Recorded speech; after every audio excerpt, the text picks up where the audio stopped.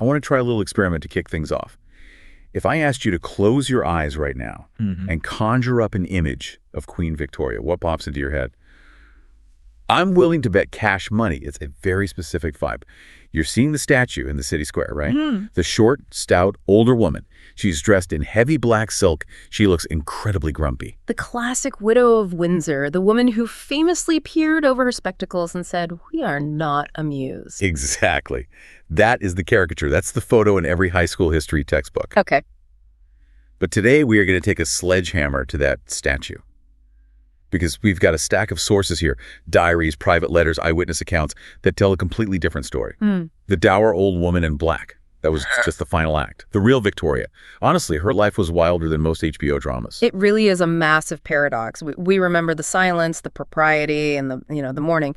But when you dig into the primary sources, Victoria was a woman of intense, almost uncontrollable passion. Oh, yeah. She was stubborn, she was deeply emotional, she had a temper that could clear a room, she hated being pregnant, and she had friendships with servants that didn't just raise eyebrows, they scandalized the entire British government. I think that's what excited me most about digging into this material. It's a transformation story.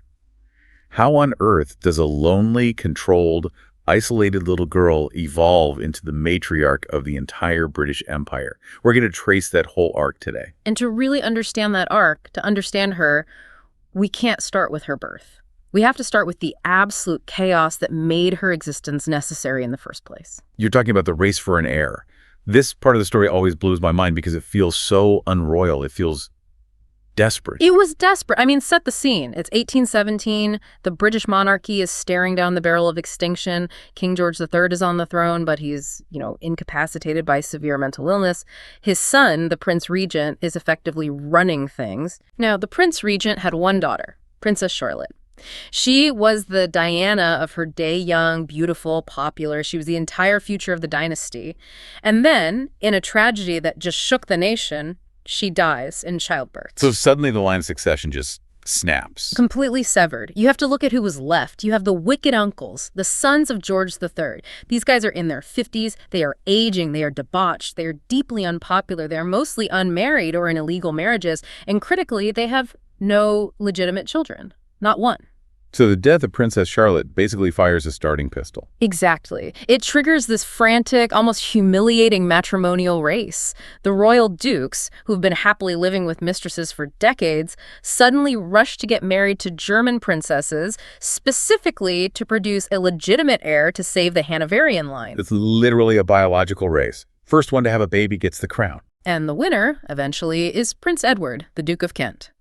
He was living with a mistress, Madame de Saint Laurent, for nearly 30 years. He effectively dumps her, packs her off, and marries Princess Victoria of Saxe-Coburg-Saalfeld. And on May 24th, 1819, at Kensington Palace, the future queen is born. I love this specific detail from the notes. She wasn't born in a royal palace bedchamber with silk sheets. She was born in a dining room. She was. It was a totally makeshift arrangement. They chose the dining room simply because it was physically closer to the kitchen, meaning the servants could run hot water to the room faster. Yeah. It's a surprisingly humble start for an empress, but the stability didn't last. Her father, the Duke, didn't live to see his victory lap. He died of pneumonia when Victoria was only 8 months old. So before she's even a year old, she's fatherless. And she is now the heir presumptive to a monarchy that is really on shaky ground. Her uncles, George V and then William IV, take the throne sequentially, but they aren't exactly restoring faith in the institution, are they? Far from it. They were viewed as relics of a decadent past. And this sets the stage for Victoria's childhood, which I think is the key to unlocking her psychology. It wasn't really a childhood, it was a psychological experiment. Historians call it the Kensington system. This sounds like a conspiracy thriller. The system. What was the actual goal here? The goal was power. Victoria's mother, the Duchess of Kent, fell under the complete sway of her advisor, Sir John Conroy. Conroy is the villain of this story. He was ambitious, manipulative, and hungry for status. He looked at this little girl and didn't see a child. He saw his ticket to ruling Britain. Right. His plan was simple: keep Victoria weak, keep her dependent, and keep her isolated. Because if the king died and Victoria came to the throne before she turned 18, her mother would be regent, which meant Conroy would effectively be the king. Precisely. And even if she ascended after 18, Conroy hoped she would be so psychologically broken, so unsure of herself, that she would just hand him the keys to the kingdom anyway. Let's unpack what this system actually looked like day to day. Because when we say strict parenting, listeners might be thinking, she had an early bedtime. It was way darker than that. Much darker. It was total surveillance. Until the day she became queen, Victoria was never allowed to sleep alone in a room. She slept in a cot in her mother's bedroom every single night until she was 18. 18. Every night. She wasn't allowed to walk down the stairs without holding the hand of an adult. Wait, pause on that. Yeah. Imagine being a teenager. You're 16 or 17 years old, and you are physically not allowed to walk down the stairs in your own house without holding your mom's hand. It's humiliating. And that was the point. It was designed to enforce dependency. She wasn't allowed to see other children. Conroy deemed other kids unsuitable or risky. Her only real playmate was Conroy's own daughter. Victoria later described her childhood as rather melancholy. She was surrounded by adults who were constantly watching her, recording her behavior, and trying to break her will. But, and this is where we see that spark, that iron core of the woman she would become, it didn't work. It backfired spectacularly. Instead of making her weak, it made her incredibly tough, and it made her secretive. There's a famous story from when she was around 10 years old. She was in a history lesson with her governess, looking at a genealogical chart of the kings and queens of England. And she starts counting. She does the math. She realizes her uncles have no children. She realizes she is next. The famous quote here is, "I will be good," which, out of context, sounds like a little girl promising to behave. Right, but in context, it's much heavier. "I will be good" wasn't a promise to her mother or Conroy. It was a solemn realization of her duty to the nation. It was her saying, I am going to take this job seriously. And we see her resilience later in a really dramatic moment when she fell ill with typhoid at age 16. This is the showdown. It is. She is weak, she is feverish, she's losing weight, and Conroy and her mother are literally standing over her sickbed, badgering her day after day to sign a piece of paper appointing Conroy as her private secretary. They were trying to force her while she's delirious. That is immense pressure. That is abuse. It is. But she refused. She just kept saying no. She turned her face to the wall and waited them out. She knew that if she signed that paper, she was signing away her power. So she just endured the sickness and the harassment until she got better. And the clock ran out for Conroy, because King William V, her uncle, was determined to hang on just long enough to spite the Duchess. It's one of the great petty moments in royal history. William V loathed the Duchess of Kent. He famously stood up at a banquet with the Duchess sitting right there and declared he hoped to God he would live until Victoria turned 18 just to prevent that woman from becoming regent. And he barely made it. By the skin of his teeth. He died on June 20th, 1837. Victoria had turned 18 just 1 month prior. So no regency. The plot fails. Victoria is queen.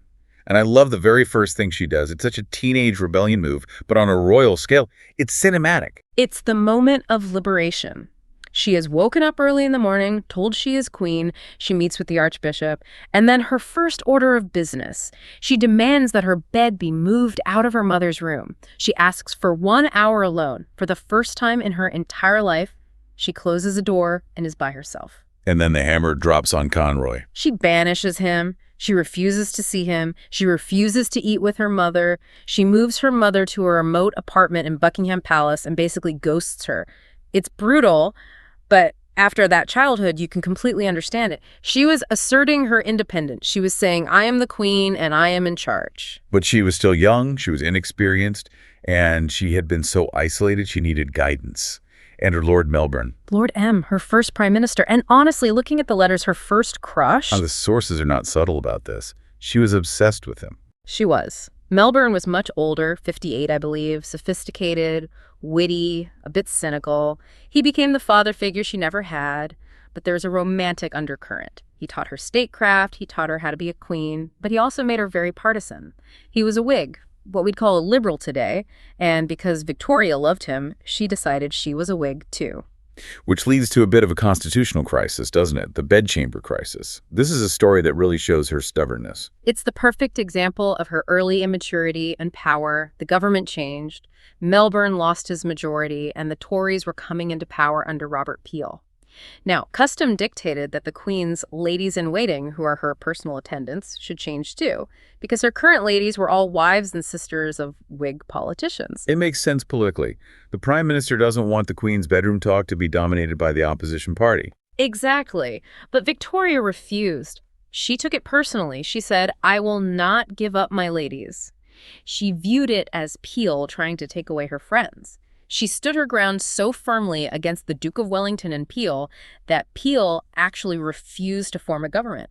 Lord Melbourne had to stay on as prime minister. She literally stopped a change of government because she didn't want to swap out her friends.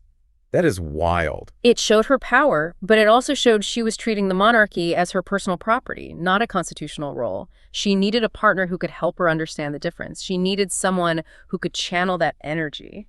And that brings us to the next chapter, the Albertine monarchy. Now, we have to talk about the proposal because, strictly speaking, she was the queen. Nobody could ask her to marry them. That would be a breach of protocol. That's right. She was the head of state. So when her cousin, Prince Albert of Saxe-Coburg and Gotha, came to visit in October 1839, the ball was in her court. She had to do the asking. And according to her diary, this wasn't just a cold political arrangement. She was smitten. Oh, she was thirsty. Can we say that? If you read the diaries, yes. She writes about his exquisite nose, his beautiful mouth, his delicate mustachios. She says, "My heart is quite going." It was a genuine, passionate physical attraction. She proposed to him 5 days after he arrived. They were married in 1840, and we have to mention the dress because she's a trendsetter. Huge trendsetter. Before Victoria, royal brides wore silver or gold cloth-heavy, expensive fabrics to show wealth. Victoria chose white silk and Honiton lace. She did it specifically to highlight the British lace-making industry, which was struggling. But in doing so, she accidentally invented the modern white wedding dress tradition. Every bride in white today is mimicking Victoria. So they get married, they're in love, the honeymoon is passionate. She wrote that it was mystical. But the next morning, reality sets in. It wasn't happily ever after immediately. There was a power struggle. A massive one. You have to remember, Albert was incredibly intelligent, well-educated, and capable.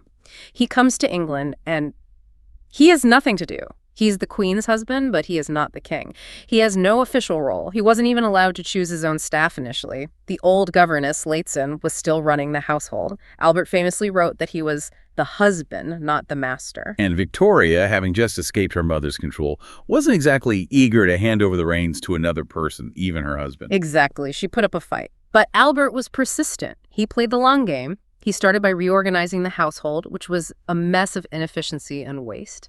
He gradually ousted the old influences like Latson. He took over the management of their private finances. And slowly, he became her unofficial private secretary. And then nature took its course. They started having children, a lot of children. 9 children in 17 years. And this brings us to one of the biggest paradoxes of Victoria's life. She is remembered as the mother of the nation, the matriarch. Yet, if you look at the letters, she absolutely hated being pregnant. She used some strong language about it. She called it the shadow side of marriage. She suffered from what we would definitely diagnose today as postpartum depression. She thought newborns were ugly. She famously compared them to frogs. She detested breastfeeding. She found the whole physical process of reproduction to be animalistic. She felt it reduced her from a queen to a breeding animal. And yet, because she was pregnant so often during those first 2 decades, it gave Albert the opening he needed. It did. While she was indisposed with pregnancy or recovering from childbirth, someone had to read the state papers. Someone had to meet the ministers. Albert stepped in. By the 1850s, he was effectively the king in everything but name. They were a dual monarchy. And they faced danger together, too. We have to mention the assassination attempts. It's shocking how many there were. In 1840, a young man named Edward Oxford fired 2 pistols at the Queen while she was riding in an open carriage with Albert. She was pregnant at the time. That is terrifying. It was. But her reaction is what defines her. She refused to hide. The very next day, she ordered the carriage out again. She drove through the crowds to show she wasn't afraid. That kind of physical courage really bonded the public to her. It transformed her from a partisan politician into a national symbol. And Albert helped shape that symbol. He had a vision for the monarchy, didn't he? He did. He saw that the world was changing. Democracy was coming. The monarch could no longer just be a political player. Albert taught her that the crown must be above the squabbles of Parliament. It had to represent the moral character of the nation. Together, they redefined the British monarchy into what we recognize today, a moral, family-centered institution that reigns but does not rule. And Albert had his own triumphs.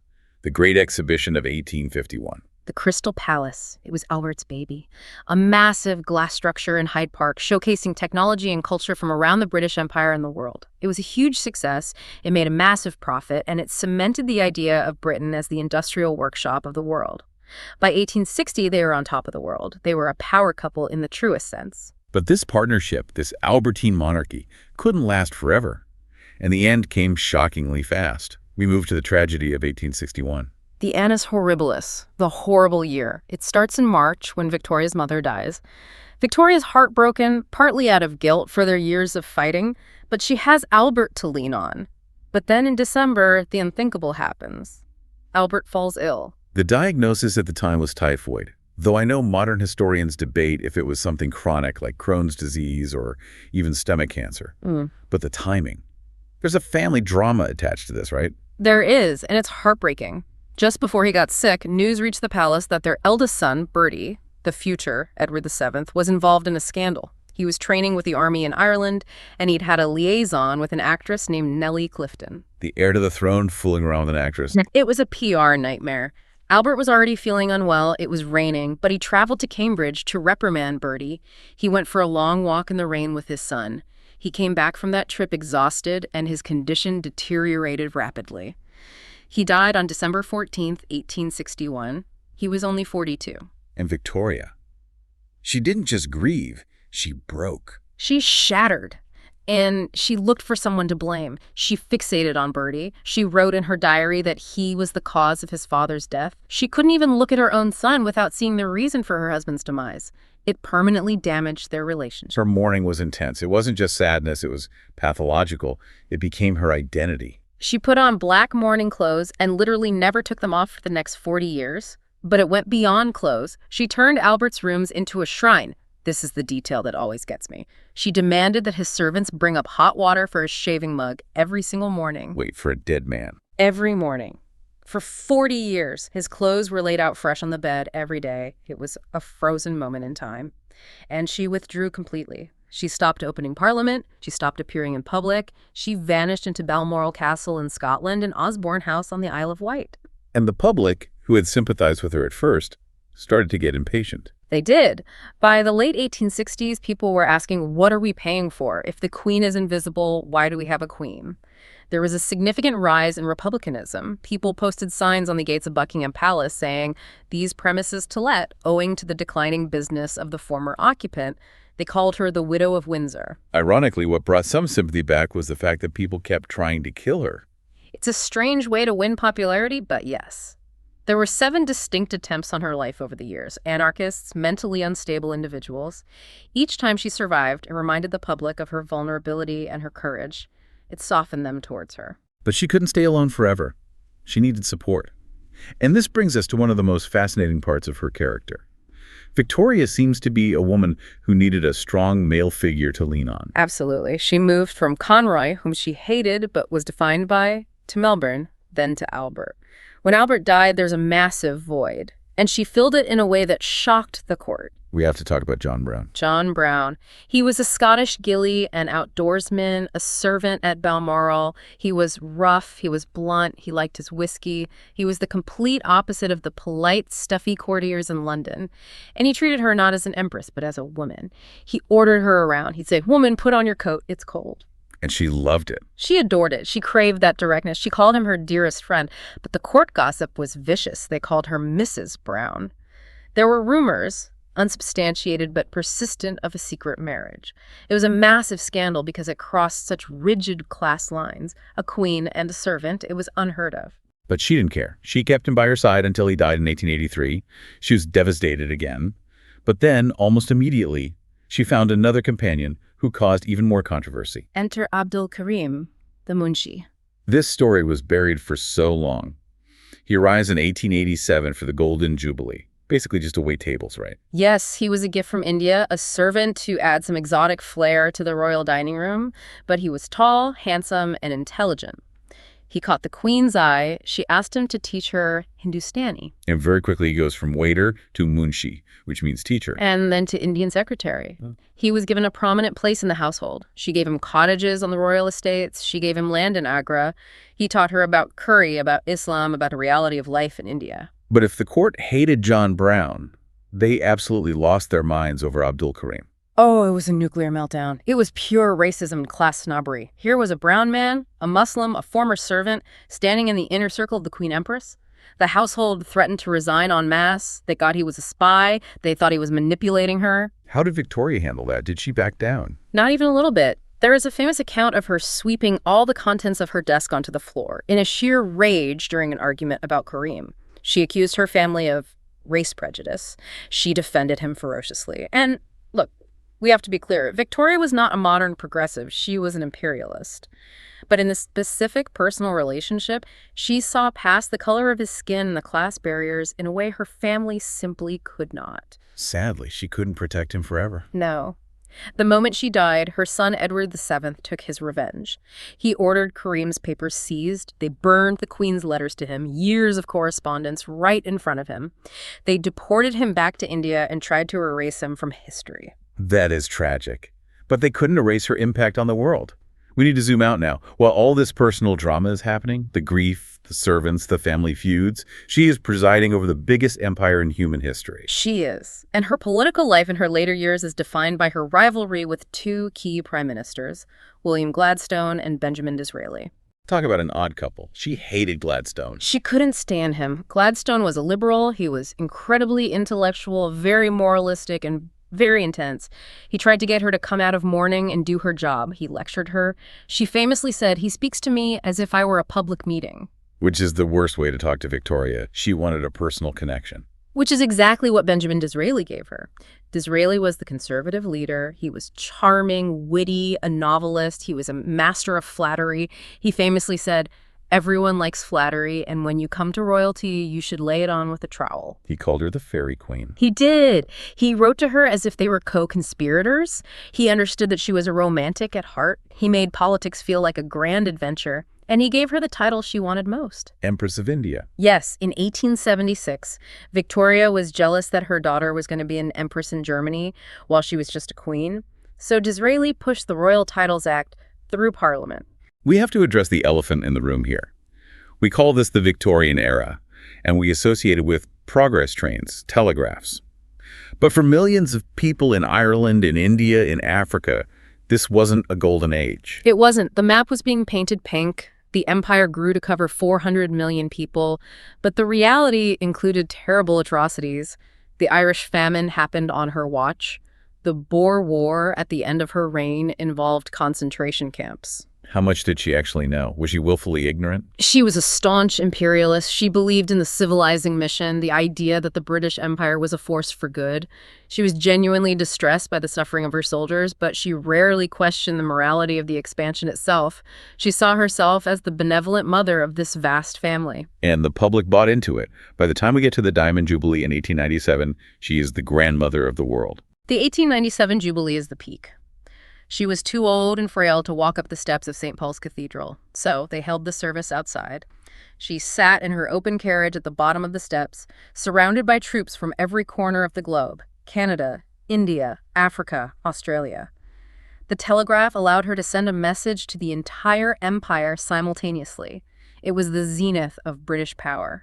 And yet, even as she sat there, the seeds of the empire's destruction were already sown in her own family. Let's talk about her legacy as the grandmother of Europe. This is the tragic irony of her life. Albert's great plan was to use their children to bring peace to Europe. They married their daughters and sons into the royal families of Germany, Russia, Spain, Greece, Romania. She had 42 grandchildren. That is a lot of birthdays to remember. 42, and they occupied almost every throne in Europe. The idea was that if the Kaiser of Germany is your grandson and the Tsar of Russia is your grandson-in-law, they aren't going to go to war with each other. It was supposed to be a United Nations of blood. But family dinners don't stop geopolitics. No. In fact, it just made the conflicts more personal and dysfunctional. When World War I broke out in 1914, just 13 years after her death, It was literally her grandchildren fighting each other. Kaiser Wilhelm II of Germany, King George V of England, Tsarina Alexandra of Russia, they were all cousins. They had all played together at Osborne House. Albert's dream of a united family of nations turned into a family feud that destroyed Europe. And there was another legacy she left them, a biological one. Hemophilia. Victoria was a carrier of the gene. She passed it to her son Leopold and 2 of her daughters. Through them, it spread to the royal families of Spain and Russia. It devastated the Romanov dynasty in Russia, contributing to their instability and eventual downfall. It's a heavy legacy. But let's go to the end of her life, January 2010, 1901. She is 81 years old. She is at Osborne House on the Isle of Wight, the end of an era. She dies surrounded by her family, including the German Kaiser, her grandson, who is literally holding her up. And her funeral instructions. Again, she surprises us. For the woman in black, she didn't want a black funeral. No. She demanded a white funeral. She wanted to be buried as a soldier's daughter and a bride. She requested her white wedding veil be placed over her face. And the contents of her coffin, this is the part that really stays with me. Feels like the ultimate secret she took to the grave. It reveals the complexity of her heart. It sums up everything we've talked about. She requested a plaster cast of Prince Albert's hand be placed in the coffin so she could hold it for eternity. But in her other hand, hidden under a bouquet of flowers, she requested a photograph of John Brown and a lock of his hair. She took them both with her. She did. The great love of her life and the companion who got her through the lonely years. She was loyal to them both, a complex woman to the very end. So we've traced her from the lonely child in Kensington to the Empress of the world. How do we sum this up? Victoria presided over the creation of the modern world. She was born, people traveled by horse and carriage. England was rural. When she died, they had trains, telegraphs, telephones, cars were appearing. England was an industrial superpower. And the monarchy itself changed. It survived because of her. She and Albert made it respectable. They gave it a purpose when political power was slipping away. She saved the monarchy by making it about the family. Despite the stereotype, she was clearly a woman of intense passion. She spent her whole life trying to escape control, yet seeking someone strong to lean on. And she outlived them all. Conroy, Melbourne, Albert Brown, Disraeli, Gladstone. In the end, she was the one still standing. She defined the century. A truly fascinating life for a woman who was never meant to be queen. It makes you look at that grumpy statue a little differently, doesn't it? It certainly does. Well, that brings us to the end of this journey. If you enjoyed this deep dive into the hidden life of Queen Victoria, please make sure to hit that like button and subscribe to the History Titans channel. Share this with a friend who thinks history is just boring dates. We promise to change their mind. Thanks for listening.